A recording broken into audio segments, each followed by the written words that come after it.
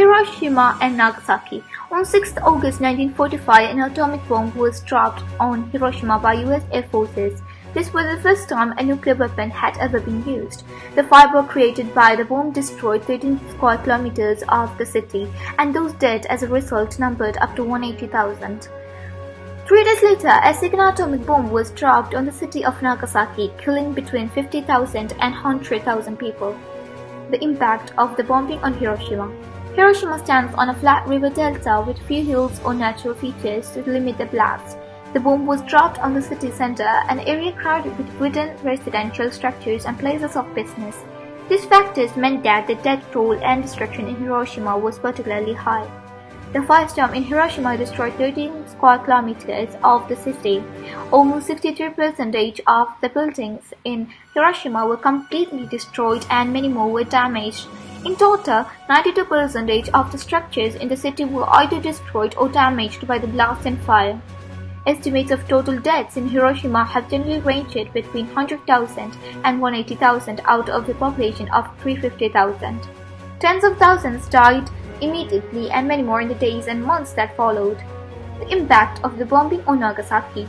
Due to the hilly geography of Nagasaki and the bombing focus being away from the city center, the excessive damage from the bombing was limited to the Urakami Valley and the part of downtown Nagasaki. The center of Nagasaki, the harbor, and the historic district were shielded from the blast by the hills around the Urakami River. The nuclear bombing did nevertheless prove devastating, with approximately 22.7% of the Nagasaki's buildings being consumed by flames, but the death toll and destruction was less than in Hiroshima. Estimates of casualties from Nagasaki have generally ranged between 50,000 and 100,000, with many dying instantaneously and others dying slowly. Did the atomic bombs in Hiroshima and Nagasaki affect child growth? In all, the Witt et al. Study included 1,259 17-year-olds who had annual medical examinations since 1950. They were then compared for height, weight, and head circumference by their mother's distance from the bomb's hypocenters. They conclude that the present study indicates that exposure of the human fetus to the irradiation of the atomic bombs has resulted in limitation of head and body size. Most detectable effects on growth of children who were in utero at the time of bomb occur within 1,500 meters from the hypocenter. The residents of both the cities were mostly non-combatant civilians, including many women and children. Later combatants were only a minority.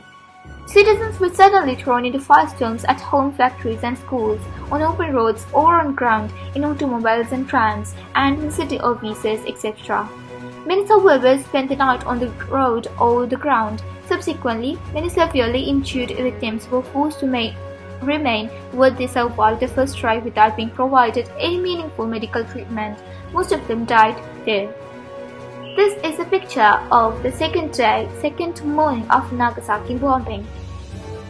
In areas within 1 kilometer of the ground zero, human bodies without any shielding, namely in open air on the roads and ground, were instantaneously squeezed by the blast wind against walls, causing multiple fractures of skeletons and ruptures of the abdominal cavity, causing escape of colons.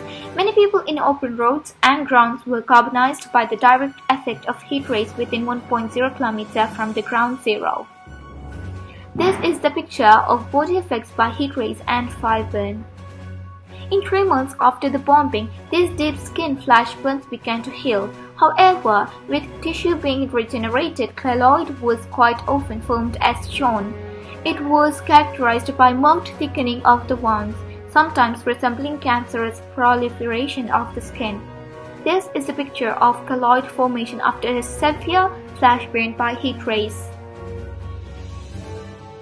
Now, I conclude my words by saying, as we commemorate the bombings of Hiroshima and Nagasaki, let's remember what a nuclear bomb can do and pledge to work together to make sure no other towns suffer the same pain and devastation. Thank you and have a nice day.